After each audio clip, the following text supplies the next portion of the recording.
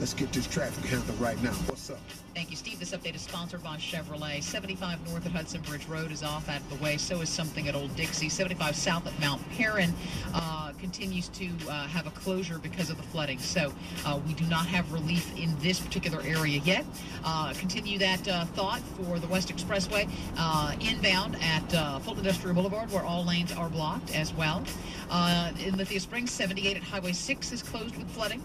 And, of course, Fulton Industrial at Westgate Parkway has been a shutdown for the flooding as well. So keep all of these areas in mind, and there are longer lists of surface streets across the metro area. So give yourself extra time in case you should encounter a detour on the most challenging action for us here yesterday was trying to stay ahead of yesterday's storms and all the heavy rain. Again, several area schools are closed. Let me update you. Atlanta Public Schools, Carroll County, Carrollton City, DeKalb, Cobb, DeKalb County, Cobb, Decatur City, Fulton, Gwinnett County, Marietta City, Forsyth County, Paulding, and Rockdale counties. Stay with us. We'll have more updates.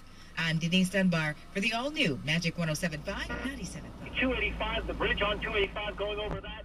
As much as 5 feet of water. There's also water blocking, as Herb said, I-20 at Six Flags Hill. Now, the DOT inspectors are out here. They're ready to go. They want to see if the floodwaters damage these bridges in any way.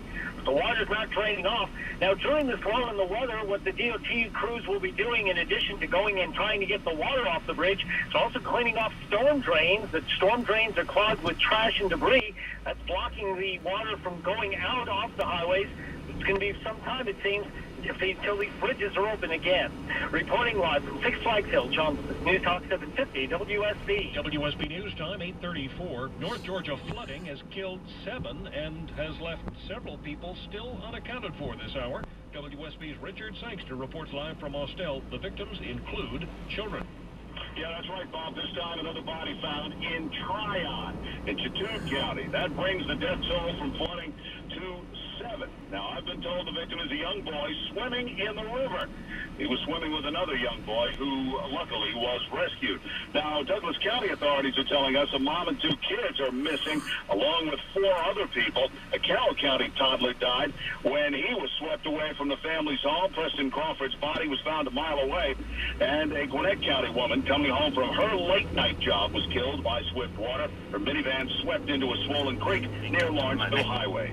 Reporting live in Austell, Richard Sangster, News Talk 750, WSB. Georgia Power tells us they still have several thousand customers without power here in Metro Atlanta, thanks mainly to flooding and downed trees. Crews did make some progress when the rain took a break overnight, but the work could slow back down when the rain resumes, and falling trees are going to continue to be a concern all week with the soil so super saturated. Lots of parks and playing fields sit right next to Metro Atlanta creeks, and it's going to take a while before they're fit to play on again. WSB's Sabrina Gibbons has a case in point. There won't be much baseball at all here at Medlock for a while in DeKalb. You can't even see some of the fields for the floodwaters.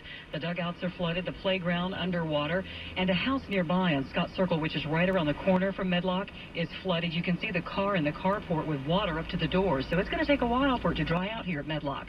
In DeKalb County, Sabrina Gibbons, News Talk 750, WSB. WSB News Time, 8:36. Well, Six Flags is underwater. It's not so unusual for them to get a little flooding over there because of the impervious surface and the proximity to the Chattahoochee River, but I mean, it's underwater. We're going to hear from Captain Remembry on the flooding that continues to even worsen on the west side in just a moment. WSB meteorologist Kirk Mellis joins us live once again here with his exclusive forecast and what to expect the next couple of days. All right, Scott. Certainly a lot of improvement from what we've had the past couple of days, but unfortunately not free of some rain in the forecast. A 60% chance today, 40% tomorrow, and 30% on Thursday. Look for highs of 80 to 85 and lows around 68. The flood watch continues for the entire area through 8 p.m. today. Recapping the forecast for today, lots of clouds, haze, and humidity with a 60% chance of another shower or thundershower, especially this afternoon or evening, and a high around 82. Right now, it's 67 at Atlanta's official weather station with Atlanta's most accurate and dependable forecast on WSB meteorologist Kirk Mellis. Now back to the WSB Skycopter, getting the eagle eye view. Here's Captain Erb. West Freeway still closed. Highway 92, Fulton Industrial Boulevard. I-20 east and west now. southbound 285 still closed around Bolton Road between Hollowell Parkway, South Cobb Drive, Highway 285. 75 still closed, Mark McKay. 575 shut down north and southbound at Highway 92. 75 itself moving fine through Cobb County. There are delays on the Northwest Freeway inside the perimeter, starting at Mount Perrin Road. Trouble in the right center lane, 75 southbound, right before 17th Street. Doug Turnbull, 400. 400 southbound, no delays to report at all as you head between Dawsonville and 285, but several street closures still at Alpharetta and Roswell, complicating your ride if you're heading around those cities. Mark Aaron's watching the Northeast. Lighter than normal conditions continue on 85 and 75. Captain Herb. Downtown Atlanta, 75, 85 northbound. Looks like it's slowing.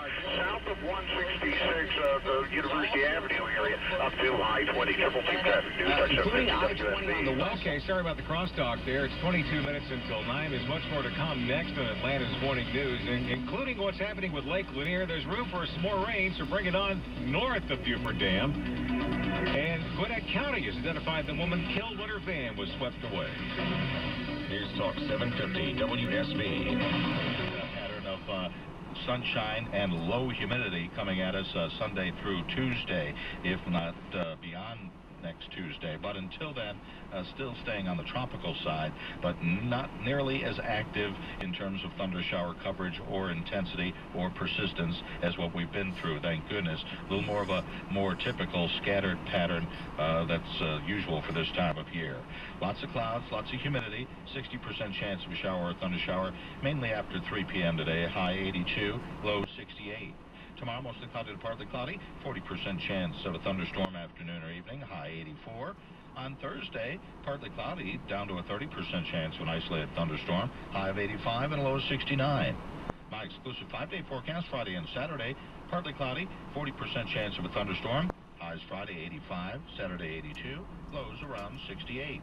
The flood watch continues for the entire area through 8 p.m. as the runoff continues. About a 5 in the mellismeter, hazy and muggy, with a 60% chance of a shower or thunder shower, mainly after 3 p.m., and a high around 82. Yesterday's high was 79. Right now we're looking at 67 here at Atlanta's official weather station, with Atlanta's most accurate and dependable forecast on WSB Media Vault. Just Kirk Mellon. I was just looking at some of the flood reports here. Big Creek near Alpharetta affecting Forsyth and Fulton counties, 4 feet above flood stage and steady, falling by this evening. The Chattahoochee River near Vinings and Paces Ferry affecting Cobb and Fulton counties is 12 feet above flood and falling, but it won't fall below flood stage until Wednesday afternoon. Good reason to stay tuned throughout the day here for news updates on getting these roads and bridges back open again. First thing tomorrow morning, we'll be updating the closings list for you. Back to Captain Herb of the WSB Skycopter. Along with those red alerts, and still in the fact that we still have delays downtown, 75, 85 northbound, with trouble working at I-20 on the northbound connector. And southbound, we had some problems right at 17th Street, where 75 and 85 come together, causing delays back toward Mount Perrin Road, pound 750, fast 3, Verizon Wireless call. Kobe, heating and air, traffic news, tip line, news 750 WSB. A lot of coping in the days to come. Here's a good example from Cobb County, where the animal shelter is open and accepting animals that belong to residents who've been displaced or who may need temporary shelter due to flooding.